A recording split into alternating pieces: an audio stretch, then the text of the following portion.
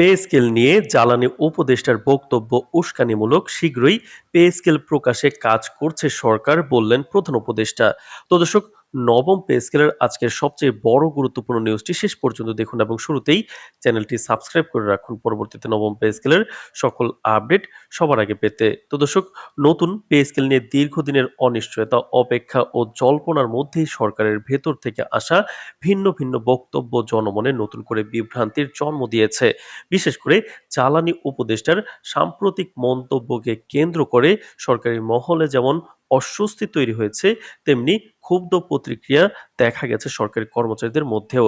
এই প্রেক্ষাপটে বিষয়টি পরিষ্কার করতে আজ সরাসরি বক্তব্য দিয়েছেন প্রধান উপদেষ্টা। তিনি জ্বালানি উপদেষ্টার বক্তব্যকে স্পষ্ট ভাষায় উস্কানিমূলক ও দায়িত্ব জ্ঞানহীন বলে আখ্যা দিয়ে জানিয়েছেন সরকার অত্যন্ত গুরুত্বের সঙ্গে পে স্কেল প্রকাশের কাজ এগিয়ে নিচ্ছে এবং খুব শিগগিরই এ বিষয়ে দৃশ্যমান অগ্রগতি দেখা যাবে।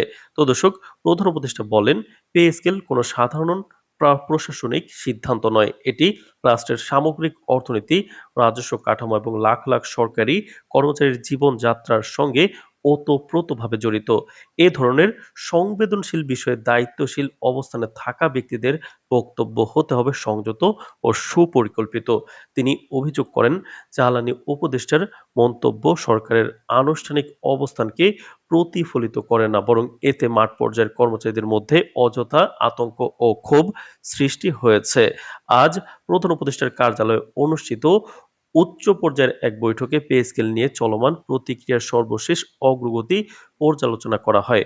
বৈঠকে অর্থ মন্ত্রণালয়, জনপ্রশাসন মন্ত্রণালয়, পে কমিশনের সংশ্লিষ্ট কর্মকর্তারা উপস্থিত ছিলেন। বৈঠক শেষে প্রধান উপদেষ্টা জানান, পে কমিশনের সুপারিশ ইতিমধ্যেই সরকারের হাতে এসেছে এবং তা নিয়ে একাধিক ধাপে বিশ্লেষণ চলছে।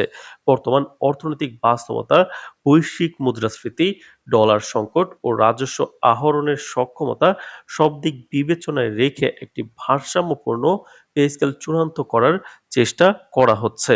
তো দর্শক, ভিডিওটির এই মুহূর্ত পর্যন্ত যারা দেখছেন চ্যানেলটি সাবস্ক্রাইব করে রাখুন পরবর্তীতে নবম পে স্কেলের সকল আপডেট সবার আগে পেতে। তো দর্শক, প্রধান উপদেষ্টা আরো বলেন, সরকার চায় এমন একটি পে স্কেল দিতে যা একদিকে কর্মচারীদের ন্যায্য দাবি পূরণ করবে, অন্যদিকে রাষ্ট্রের উপর অতিরিক্ত আর্থিক চাপ সৃষ্টি করবে না। তিনি আশ্বাস দেন, নিম্ন ও মধ্যম গ্রেডের কর্মচারীদের জীবনযাত্রার ব্যয়, বাড়ি ভাড়া, শিক্ষা ও চিকিৎসা খরচ বিশেষভাবে বিবেচনায় নেওয়া হচ্ছে। একই সঙ্গে ইনক্রিমেন্ট কাঠামো ও বিভিন্ন ভাতার বিষয়েও পুনর্বিবেচনার উদ্যোগ নেওয়া হয়েছে। এদিকে জ্বালানি উপদেষ্টার বক্তব্যকে ঘিরে সামাজিক যোগাযোগ মাধ্যমে ব্যাপক আলোচনা ও সমালোচনা শুরু হয়। অনেকেই প্রশ্ন তুলেছেন, পে স্কেলের মতো গুরুত্বপূর্ণ বিষয়ে কেন এক এক উপদেষ্টার বক্তব্য এক এক রকম হচ্ছে। সরকারি কর্মচারী সংগঠনগুলো এটিকে সরকারের ভেতরের সমন্বয়হীনতার প্রতিফলন বলে আখ্যা দেয়। তবে প্রধান উপদেষ্টা আজকের বক্তব্যে সে ধারণা সরাসরি নাকচ করে দিয়ে বলেন, সরকারের নীতিগত অবস্থান স্পষ্ট, কেবল কিছু দায়িত্বশীল ব্যক্তির অসতর্ক মন্তব্য ভুল বার্তা ছড়িয়েছে। অর্থ মন্ত্রণালয় সূত্রে জানা গেছে, প্রস্তাবিত পে স্কেল গ্রেড সংখ্যা পুনর্গঠন, মূল বেতন বৃদ্ধি ও ইনক্রিমেন্টের হার নিয়ে দীর্ঘ আলোচনা চলছে। বিশেষ করে দীর্ঘদিন ধরে একই কাঠামো বহাল থাকায় যেসব পদে বৈষম্য তৈরি হয়েছে তা কমানোর চেষ্টা করা হচ্ছে। একই সঙ্গে নতুন পে স্কেল কার্যকর করতে হলে বাজেটে কী ধরনের অতিরিক্ত চাপ পড়বে তা নিয়েও আলাদা হিসাব নিকাশ করা হচ্ছে। সরকারি কর্মচারী সংগঠনগুলোর নেতারা প্রধান উপদেষ্টার বক্তব্যকে তারা আংশিক আশ্বস্ত হলেও এখনও পুরোপুরি সন্তুষ্ট নন। তাদের দাবি, দ্রুত গ্যাজেট প্রকাশ করে নির্দিষ্ট সময়ের মধ্যে পে স্কেল কার্যকর করতে হবে। তারা মনে করেন, বারবার আশ্বাস দেওয়া হলেও বাস্তবায়নে দেরি হওয়ায় কর্মচারীদের মধ্যে হতাশা বাড়ছে, যা প্রশাসনিক কার্যক্রমেও প্রভাব ফেলছে।